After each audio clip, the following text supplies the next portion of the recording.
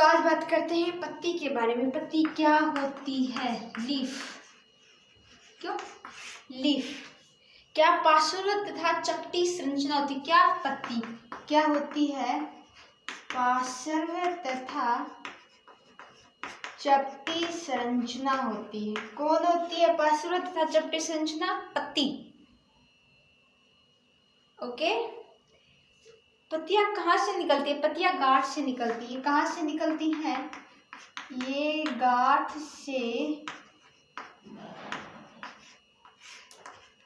से निकलती है। ओके। इनका निर्माण किससे होता है? इनका निर्माण तना शीर्षस्थ मेरिस्टेम से होता है। इनका निर्माण, इनका ओरिजिन किससे होता है? शूट एपिकल मेरिस्टेम से। इनका निर्माण किससे होता है?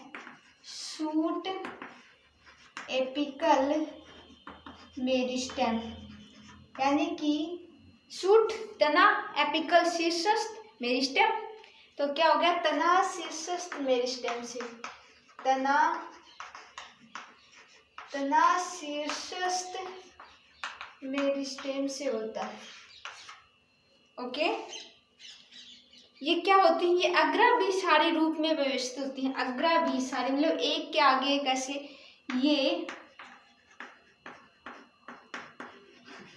अग्राभिसारी, क्या? अग्राभिसारी रूप से व्यवस्थित होती है। अग्राभिसारी रूप से व्यवस्थित होती है। ओके। कैसे होती है? अग्राभिसारी रूप से व्यवस्थित होती है। अग्राभिसारी मतलब एक्रोपेटल, उन्हें क्या बोलते हैं? एक्रोपेटल। एक्रोपेटल क्या होता है? अग्राभिसारी मतलब कि जो न्यू पत्ती होगी वो टॉप पर होगी, शीर्ष पर होगी, और जो ओल्ड होगी वो बेस पर होगी। मतलब क्या है? न्यूएस्ट, जो न्यू पत्ती बनेगी वो कहाँ पर होगी? Newest of top. जो न्यू पत्ती बनेगी वो शीर्ष पर टॉप पर होगी, और जो ओल्डेस्ट पत्ती होगी वो बेस पर होगी। जो ओल्डेस्ट लीफ है, ओल्डेस्ट कहाँ होगी? बेस पे। ठीक है, एट द बेस, यानी कि बेस के ऊपर होगी। ठीक है, समझ में? अग्राभिसारी कहाँ होगी? जो न्यू पत्ती बनेगी वो टॉप पर, और ओल्ड होगी वो बेस पर। ठीक है, ओल्डेस्ट पत्ती।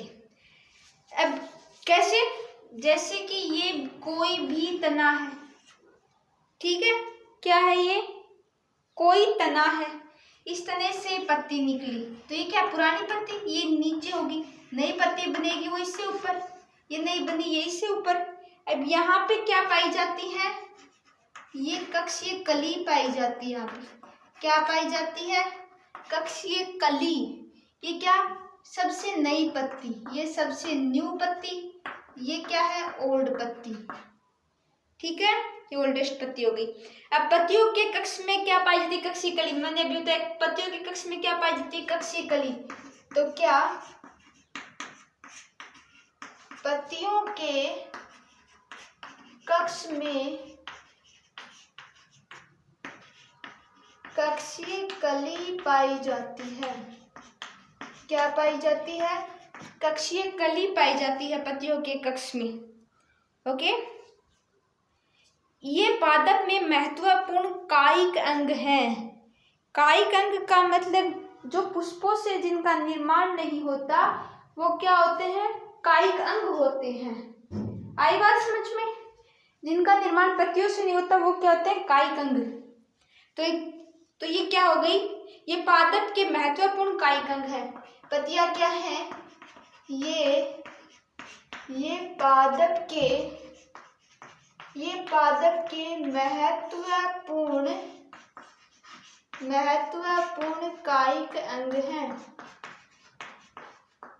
ओके, ये पादप के महत्वपूर्ण कायिक अंग हैं तथा प्रकाश संश्लेषण में सहायक होते हैं। और क्या होते हैं? तथा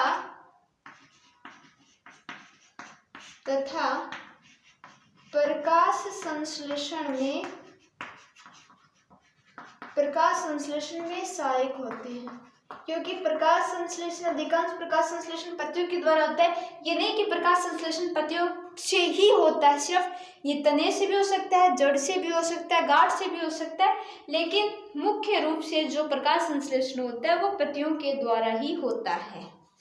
ठीक है, ये बात होगी मोटी मोटी पत्तियों के बारे में कि पार्श्व होती है, चपटी संरचना होती है, गांठ यानी कि नोड से निकलती है, और इनका निर्माण कहाँ से होता है? शूट एपिकल मेरिस्टेम से ये निर्मित होती है। ओके, ये अग्राभिसारी यानी कि एक्रोपेटल प्रकार से निकलती है। एक्रोपेटल का मतलब क्या होता है? जो न्यूएस्ट होगी, जो नई पत्ती होगी वो टॉप पर होगी, ओल्डेस्ट पत्ती होगी वो बेस पर होगी, और इनके कक्ष में क्या पाई जाती है? कक्षीय कली पाई जाती है, और ये पादप के महत्वपूर्ण कायिक अंग हैं जो प्रकाश संश्लेषण फोटोसिंथेसिस में सहायता करते हैं।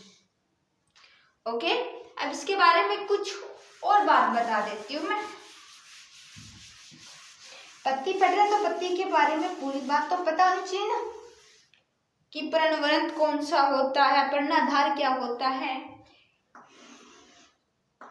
ये है कोई पादप, ये इसकी जड़ हो गई, ये क्या है इसके ऊपर? नोड। ये जो ये क्या होता है? इंटरनोड, और ये क्या होता है? नोड।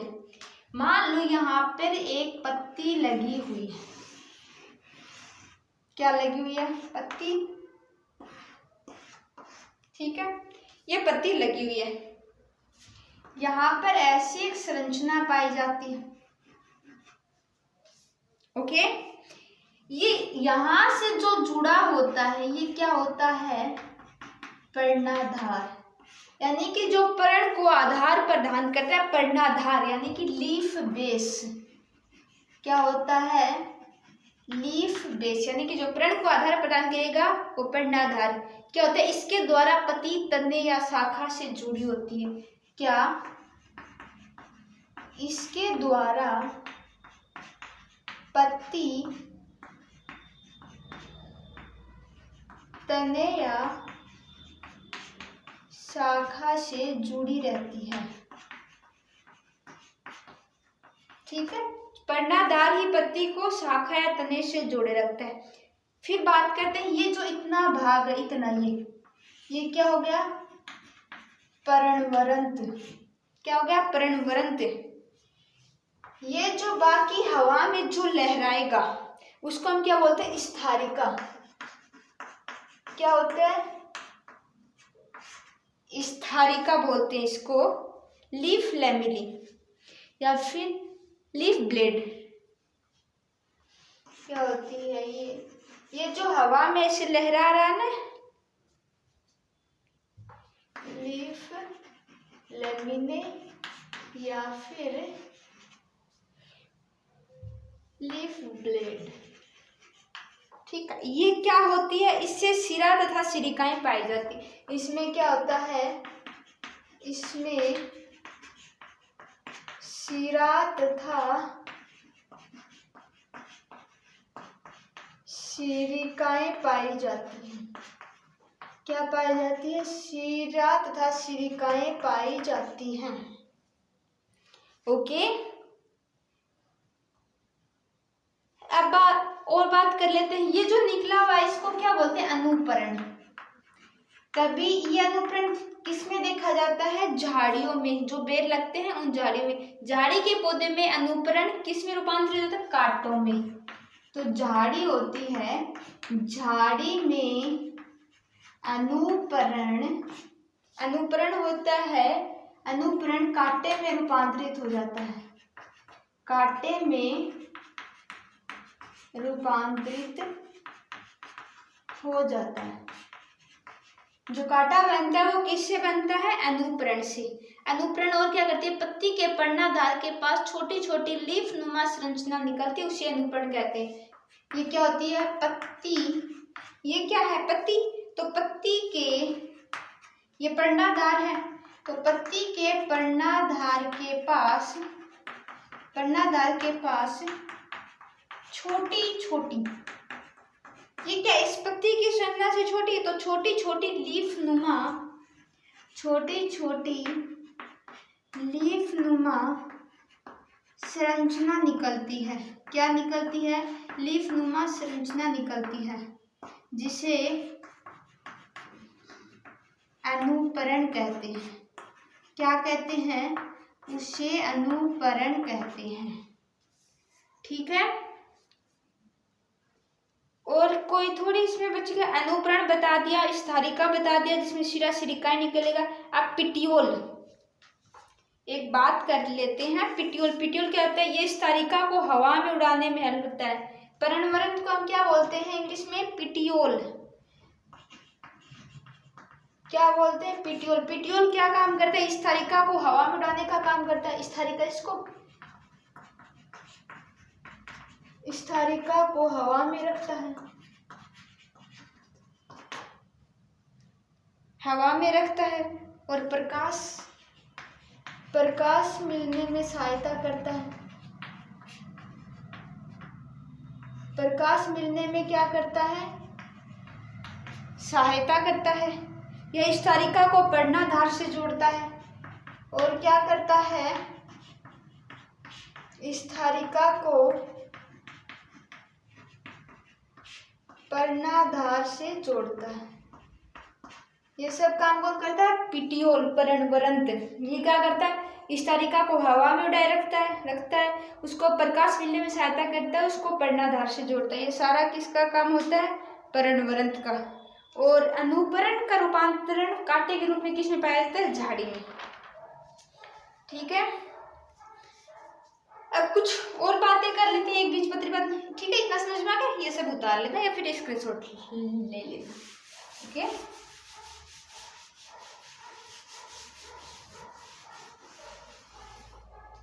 अब एक बीजपत्री पादप,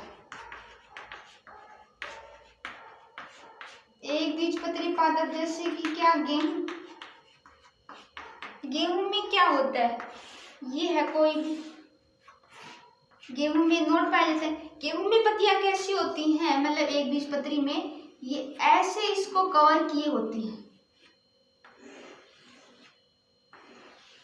ऐसे क्या करती हैं? ये पूरे तने को ही कवर कर लेती हैं। ये कि चादर की तरह ये पर्णाधार पाया जाता है जो स्टेम को पूर्ण आंशिक रूप से ढक लेता है। इसमें क्या होता है? चादर के रूप में पर्णाधार यानी कि लीफ बेस पाया जाता है। पर्णाधार पाया जाता है जो तने को आंशिक या पूर्ण कवर कर लेता है, यानी ढक लेता है, पूर्ण कवर कर लेता है। ओके, किसमें पाया जाता है? एक बीजपत्री पादप में होता है ऐसा। अब बात करते हैं लेग्यूमिनेसी पादप में फूला हुआ पर्णाधार पाया जाता है। किसमें? लेग्यूमिनेसी मतलब कि जो दालों वाले होते हैं उनमें लेग्यूमिनेसी पादपों में फूला हुआ